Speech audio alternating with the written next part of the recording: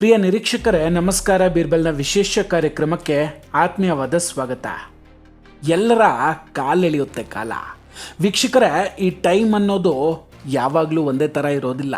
ಕಾಂಗ್ರೆಸ್ ಹಾಗೂ ಗಾಂಧಿ ಕುಟುಂಬದ ಇವತ್ತಿನ ಸಿಚುವೇಶನ್ ನೋಡ್ತಾ ಇದ್ರೆ ನಿಜಕ್ಕೂ ಅಯ್ಯೋ ಅನ್ಸುತ್ತೆ. ಮಾತೆ ಸೋನಿಯಾ ಗಾಂಧಿ ಅಂದರೆ ಕಡಿಮೆನಾ? ಒಂದು ಕಾಲದಲ್ಲಿ ಅವರು ಚಿಟಿಕೆ ಹೊಡೆದ್ರೆ ಸಾಕು, ವಿಪಕ್ಷಗಳ ನಾಯಕರು ಅವರ ಮುಂದೆ ಬಂದು ನಿಲ್ತಾ ಇದ್ರು. ಅವರ ಮಾತು ಖುದ್ದು ಪ್ರಧಾನಮಂತ್ರಿಗಳಿಗೂ ಆದೇಶ ಆಗಿತ್ತು. ಲೆಕ್ಕ ಹಾಕಿ, ಇಟಲಿಯಿಂದ ರಾಜೀವ್ ಗಾಂಧಿ ಅವರ ಜೊತೆ ಬಂದು ದೇಶದ ಅತ್ಯಂತ ದೊಡ್ಡ ಮತ್ತು ಹಳೆಯ ರಾಜಕೀಯ ಪಕ್ಷವನ್ನು ತಮ್ಮ ಕಂಟ್ರೋಲ್ಗೆ ತೆಗೆದುಕೊಳ್ತಾರೆ ಅಂದರೆ ಅದು ಸಾಧಾರಣ ವಿಷಯ ಅಲ್ಲ. ಆದರೆ ಸೀನ್ ಕಟ್ ಮಾಡಿದ್ರೆ ಎಲ್ಲವೂ ಉಲ್ಟಾ. ಅವತ್ತು ಸೋನಿಯಾ ಗಾಂಧಿ ಅವರು ಹೇಳಿದಂತಹ ಮಾತು ಆದೇಶ ಆಗಿರ್ತಿತ್ತು. ಆದರೆ ಈಗ ಸೋನಿಯಾ ಗಾಂಧಿ ಅವರ ಆದೇಶವನ್ನು ಕೂಡ ವಿಪಕ್ಷಗಳು ಕೇಳ್ತಾ ಇಲ್ಲ. ಈಗ ಗಾಂಧಿ ಕುಟುಂಬದ ಅತ್ಯಂತ ಕೆಟ್ಟ ದಿನಗಳು ಆರಂಭ ಆಗಿದೆ. ಸೋನಿಯಾ ಗಾಂಧಿ ಅವರ ವಿರುದ್ಧವೇ ಈಗ ಬಂಡಾಯ ಶುರುವಾಗಿದೆ. ಮುಸ್ಲಿಂ ನಾಯಕನೇ ಸೋನಿಯಾ ಗಾಂಧಿ ಅವರ ಇತಿಹಾಸವನ್ನು ಬಯಲು ಮಾಡ್ತಿದ್ದಾನೆ. ಸೋನಿಯಾ ಗಾಂಧಿ ಅವರ ವಿರುದ್ಧವೇ ತಿರುಗಿ ಬಿದ್ದಿರುವಂತಹ ಆ ಮುಸ್ಲಿಂ ನಾಯಕ ಯಾರು ಹಾಗಾದರೆ? ಗಾಂಧಿ ಕುಟುಂಬಕ್ಕೆ ಈಗ ಬಂದಿರುವಂತಹ ಸಂಕಷ್ಟ ಎಂಥದ್ದು ಎಲ್ಲವನ್ನ ಕೂಡ ಡೀಟೇಲ್ ಆಗಿ ನೋಡ್ತಾ ಹೋಗೋಣ. ವಿಡಿಯೋವನ್ನು ಕೊನೆವರೆಗೂ ಮಿಸ್ ಮಾಡದೆ ನೋಡಿ. ಇನ್ನೂ ಕೂಡ ನಮ್ಮ ಬೀರ್ಬಲ್ ಚಾನಲನ್ನು ಸಬ್ಸ್ಕ್ರೈಬ್ ಮಾಡಿಲ್ಲ ಅಂದರೆ ದಯವಿಟ್ಟು ಸಬ್ಸ್ಕ್ರೈಬ್ ಮಾಡಿ ಹಾಗೂ ಬೆಲ್ ಐಕಾನನ್ನು ಕ್ಲಿಕ್ ಮಾಡಿ. ವೀಕ್ಷಕರೇ, 2021ರಲ್ಲಿ ಪಶ್ಚಿಮ ಬಂಗಾಳದಲ್ಲಿ ನರೇಂದ್ರ ಮೋದಿ ಅವರ ಅಲೆ ಇದ್ದರೂ ಕೂಡ ಮಮತಾ ಬ್ಯಾನರ್ಜಿ ಮತ್ತೊಮ್ಮೆ ಅಧಿಕಾರಕ್ಕೆ ಬರ್ತಾರೆ. ಆಗ ದೀದಿ ಪದೇ ಪದೇ ದೆಹಲಿಗೆ ಬರೋದಕ್ಕೆ ಶುರು ಮಾಡ್ಕೊಂಡಿದ್ರು. ದೆಹಲಿಗೆ ಬಂದು ಪ್ರೆಸ್ ಕಾನ್ಫರೆನ್ಸ್ ಮಾಡ್ತಿದ್ರು. ವಿರೋಧ ಪಕ್ಷವನ್ನು ಒಗ್ಗೂಡಿಸುವಂತಹ ಒಂದು ಅಭಿಯಾನವನ್ನು ಕೂಡ ಶುರು ಮಾಡಿಕೊಂಡಿದ್ರು.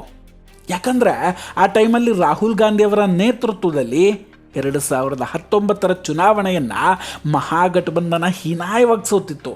ಕಾಂಗ್ರೆಸ್ ಮುಕ್ತ ಭಾರತ ಅನ್ನುವ ದಿಕ್ಕಿನೆಡೆಗೆ ಸಾಗ್ತಾ ಇತ್ತು. ವಿರೋಧ ಪಕ್ಷದ ಬಳಿ ಯಾವುದೇ ನಾಯಕನ ಮುಖ ಕೂಡ ಇರಲಿಲ್ಲ. ರಾಹುಲ್ ಗಾಂಧಿ, ಸೋನಿಯಾ ಗಾಂಧಿ, ಪ್ರಿಯಾಂಕಾ ವಾದ್ರಾ, ಕಾಂಗ್ರೆಸ್ನ ಈ ಮುಖಗಳನ್ನು ದೇಶದ ಜನ ಮತ್ತು ವಿರೋಧ ಪಕ್ಷ ಇಬ್ಬರೂ ಕೂಡ ತಿರಸ್ಕರಿಸಿದರು. ಮಮತಾ ಬ್ಯಾನರ್ಜಿ 2024ಕ್ಕಾಗಿ ವಿರೋಧ ಪಕ್ಷದಿಂದ ಪ್ರಧಾನಮಂತ್ರಿ ಅಭ್ಯರ್ಥಿಯಾಗಿ ತನ್ನನ್ನು ತಾನು ಬಲಪಡಿಸಿಕೊಳ್ಳೋ ಕೆಲಸವನ್ನು ಆಗ ಆರಂಭಿಸ್ತಾರೆ. ಈ ವೇಳೆ ಮಹಾಗಠಬಂಧನದಲ್ಲಿ ಆದಂತಹ ದೊಡ್ಡ ಬಿರುಕು ಇಡೀ ಗಠಬಂಧನವನ್ನೇ ಬೆಚ್ಚಿ ಬೀಳಿಸಿತ್ತು. ಆ ಟೈಮಲ್ಲಿ ದೀದಿ ಹಾಗೂ ಸೋನಿಯಾರ 2 ಭೇಟಿಗಳಾಯಿತು. ಮೊದಲು ದೆಹಲಿ ಪ್ರವಾಸದಲ್ಲಿ ಸೋನಿಯಾ ಗಾಂಧಿ ಅವರನ್ನು ಭೇಟಿ ಮಾಡ್ತಾರೆ. ಸೋನಿಯಾ ಗಾಂಧಿ ಅವರನ್ನು ಭೇಟಿಯಾದಂತಹ ದೀದಿ ವಿರೋಧ ಪಕ್ಷದ ಏಕತೆಯ ಸಂದೇಶವನ್ನು ಕೊಡ್ತಾರೆ.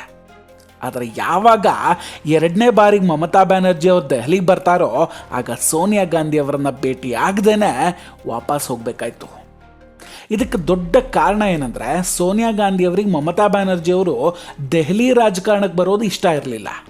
ಸೋನಿಯಾ ಗಾಂಧಿಗೆ ತಮ್ಮ ಪುತ್ರ ರಾಹುಲ್ ಗಾಂಧಿಯನ್ನು ದೆಹಲಿಯ ರಾಜಕಾರಣದಲ್ಲಿ ಸೆಟ್ ಮಾಡಬೇಕಿತ್ತು. ಸ್ವತಃ ನರೇಂದ್ರ ಮೋದಿ ಅವರ ಅಲೆಯನ್ನು ಭೇದಿಸಿ ಮಮತಾ ಬ್ಯಾನರ್ಜಿ ಅಧಿಕಾರಕ್ಕೆ ಬಂದರೂ ಕೂಡ ಪಶ್ಚಿಮ ಬಂಗಾಳದಲ್ಲಿ ಅವರಿಗೆ ವಿರೋಧ ಪಕ್ಷದ ನೇತೃತ್ವ ವಹಿಸೋಕೆ ಸೋನಿಯಾ ಗಾಂಧಿ ಅವರು ಬಿಡಲೇ ಇಲ್ಲ.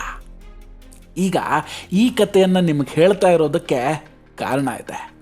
ಈ ಘಟನೆಯಾಗಿ 5 ವರ್ಷ ಆಗಿದೆ ವೀಕ್ಷಕರೇ. ಆಗ ಸೋನಿಯಾ ಗಾಂಧಿಯ ವಿರೋಧವನ್ನು ಯಾರೂ ಕೂಡ ಮಾಡೋರಿರಲಿಲ್ಲ ವಿರೋಧ ಪಕ್ಷದಲ್ಲಿ.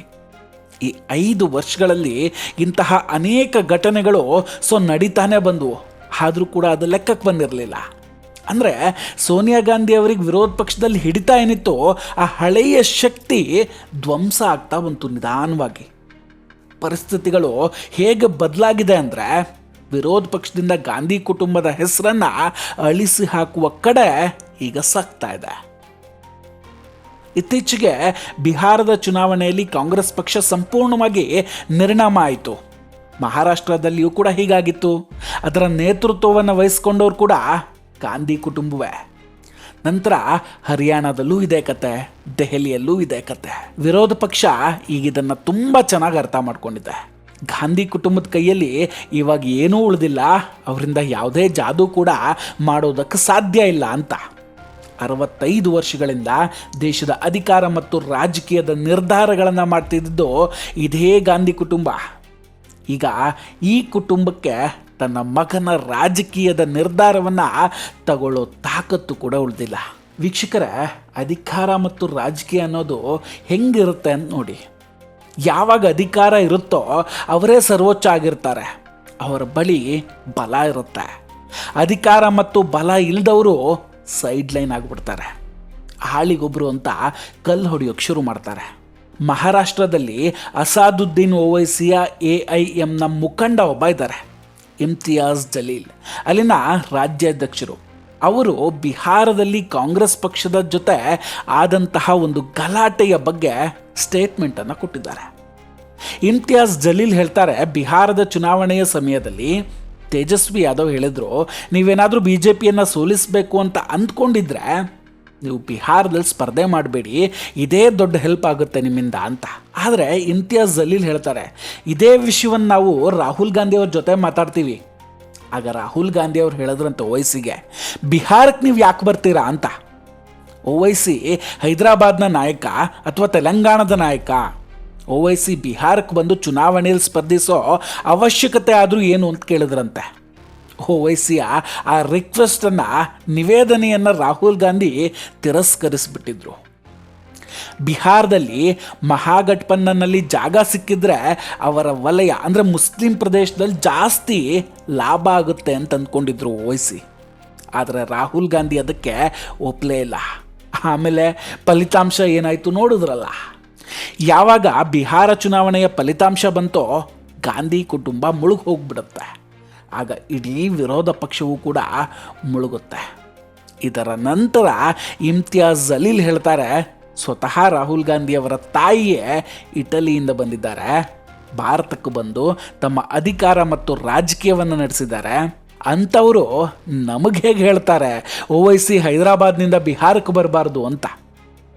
243 सीटें बिहार असेंबली में गए, मजलिस ने लिख कर दी, असद साहब, अख्तर इमान साहब, हमारे बिहार के सदर ने लिख कर दिया आरजेडी और कांग्रेस को कि हमें महज 6 सीटें दे दो.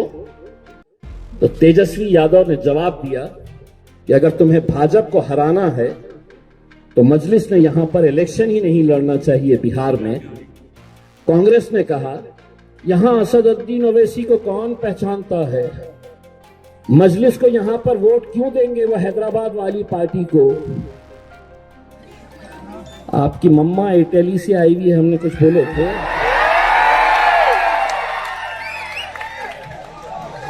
हमने कुछ बोले थे, लेकिन आप हमसे कह रहे हैं कि हैदराबाद वाले यहां क्यों आए हैं करके. अब दरअसल क्या है, ಇಲ್ಲಿ ಒಂದಂತೂ ಕ್ಲಿಯರ್ ಆಗಿತ್ತು, ಇಲ್ಲಿಯವರೆಗೆ ಕೇವಲ BJP ಮಾತ್ರ ಈ ವಿಷಯವಾಗಿ ಮಾತಾಡ್ತಾ ಇತ್ತು. BJPಯವರು ಒಬ್ಬ ವಿದೇಶಿ ಮಹಿಳೆ, ಇಟಾಲಿಯನ್ ಮಹಿಳೆ ಭಾರತಕ್ಕೆ ಬಂದು ರಾಜಕೀಯದ ಉತ್ತುಂಗವನ್ನು ತಲುಪಿದ್ರು ಅನ್ನೋ ವಿಷಯವನ್ನು ಹೇಳ್ತಾ ಇದ್ರು. ಈಗ ಇದು ಕೇವಲ ಒಂದು ಪಕ್ಷಕ್ಕೆ ಸೀಮಿತ ಆಗಿಲ್ಲ, ಇದರ ವಿರೋಧವನ್ನು ಇಡೀ ವಿರೋಧ ಪಕ್ಷ ಮಾಡೋದಕ್ಕೆ ಶುರು ಮಾಡ್ಕೊಂಡಿದೆ. ಇಲ್ಲಿ ಇಮ್ತಿಯಾಜ್ ಜಲೀಲ್ ಅವರ ಮಾತು ಕೂಡ ಕರೆಕ್ಟಾಗೇ ಇದೆ. ಸೋನಿಯಾ ಗಾಂಧಿ ಅವರು ಯಾವಾಗಾದರೂ ಭಾರತವನ್ನು ಸ್ವೀಕರಿಸಿದ್ದಾರಾ? ವಿರೋಧ ಪಕ್ಷಕ್ಕೆ ಈಗ ಎಲ್ಲವೂ ಅರ್ಥ ಆಗಿದೆ. ವಿದೇಶಿ ಮಹಿಳೆಯ ಕೈಯಲ್ಲಿ, ಅಂದರೆ ವಿದೇಶಿ ಮೂಲದವರು, ಅವರಿಗೆ ಭಾರತೀಯ ಸಂಸ್ಕೃತಿಯೇ ಗೊತ್ತಿಲ್ಲ, ಅವರ ಗುಲಾಮರು ನಾವಾಗೋದಿಲ್ಲ ಅನ್ನೋದು ಅವರ ಮಾತಿನ ಅರ್ಥ. ಈಗ ಇಮ್ತಿಯಾಜ್ ಜಲೀಲ್ ಕೂಡ ಹೇಳಬಹುದು, ನಾವು 700-800 ವರ್ಷಗಳ ಹಿಂದೆನೇ ಭಾರತಕ್ಕೆ ಬಂದಿದ್ವಿ ಅಂತ, ಅಥವಾ ನಾವು ಭಾರತೀಯರೇ, ಇಲ್ಲಿನ ಹಿಂದೂಗಳೇ ನಂತರ ಇಸ್ಲಾಂಗೆ ಮತಾಂತರ ಆದವರಷ್ಟೇ, ಇದು ನಮ್ಮ ದೇಶವೇ ಅಂತ. ಆದರೆ ಸೋನಿಯಾ ಗಾಂಧಿ ಅವರು ಈ ರೀತಿ ಹೇಳೋಕ್ಕಾಗುತ್ತಾ? ಯಾಕಂದ್ರೆ ಅವರು ರಾಜೀವ್ ಗಾಂಧಿ ಅವರ ಜೊತೆ ಇಟಲಿಯಿಂದ ಬಂದವರಲ್ವೇ. ಈಗ ಕಾಂಗ್ರೆಸ್ ಪಕ್ಷಕ್ಕೆ ವಿರೋಧ ಪಕ್ಷದ ಬಾಯ್ಕಟ್ಟನ್ನು ಸಹಿಸಿಕೊಳ್ಬೇಕಾಗಿದೆ. ಆದರೆ ಅದಕ್ಕೂ ದೊಡ್ಡ ಸಂಕಟವನ್ನು ಗಾಂಧಿ ಕುಟುಂಬ ಎದುರಿಸಬೇಕಾಗಿದೆ ಕೂಡ. ಇಡೀ ವಿರೋಧ ಪಕ್ಷ ಗಾಂಧಿ ಕುಟುಂಬದ ಸರ್ವಾಧಿಕಾರದ ವಿರುದ್ಧ ಧ್ವನಿ ಎತ್ತೋದಕ್ಕೆ ಶುರು ಮಾಡಿದರೆ ಸೋನಿಯಾ ಗಾಂಧಿ ಅವರಿಗೆ ಕಂಟಕ ಕಟ್ಟಿಟ್ಟ ಬುತ್ತಿ. ಆಗ ಮೋದಿಜಿ ಹೇಳ್ದಂಗೆ ಕಾಂಗ್ರೆಸ್ ಅಥವಾ ಮಹಾಗಠಬಂಧನದಲ್ಲಿ ಒಂದು ದೊಡ್ಡ ಬಿರುಕು ಮೂಡುತ್ತೆ. ಇಡೀ ಗಠಬಂಧನವೇ ಛಿದ್ರ ಛಿದ್ರ ಆಗುತ್ತೆ. ವೀಕ್ಷಕರೇ, ಇದೆಲ್ಲದರ ಬಗ್ಗೆ ನಿಮ್ಮ ಅಭಿಪ್ರಾಯ ಏನು? ದಯವಿಟ್ಟು ಕಮೆಂಟ್ ಮಾಡಿ ತಿಳಿಸಿ. ನಾವು ಕೊಟ್ಟಂತಹ ಮಾಹಿತಿಗಳು ನಿಮಗೆ ಇಷ್ಟ ಆಗಿದ್ದರೆ ದಯವಿಟ್ಟು ವಿಡಿಯೋವನ್ನು ಲೈಕ್ ಮಾಡಿ ಹಾಗೂ ಶೇರ್ ಮಾಡಿ. ಇನ್ನೂ ಕೂಡ ನಮ್ಮ ಬೀರ್ಬಲ್ ಚಾನಲನ್ನು ಸಬ್ಸ್ಕ್ರೈಬ್ ಮಾಡಿಲ್ಲ ಅಂದರೆ ದಯವಿಟ್ಟು ಸಬ್ಸ್ಕ್ರೈಬ್ ಮಾಡಿ ಹಾಗೂ ಬೆಲ್ ಐಕಾನನ್ನು ಕ್ಲಿಕ್ ಮಾಡಿ. ನಮಸ್ಕಾರ, ಟೇಕ್ ಕೇರ್ ಆ್ಯಂಡ್ ಬಾಯ್ ಬಾಯ್. ಮತ್ತೆ ಭೇಟಿಯಾಗೋಣ. ಜೈ ಹಿಂದ್.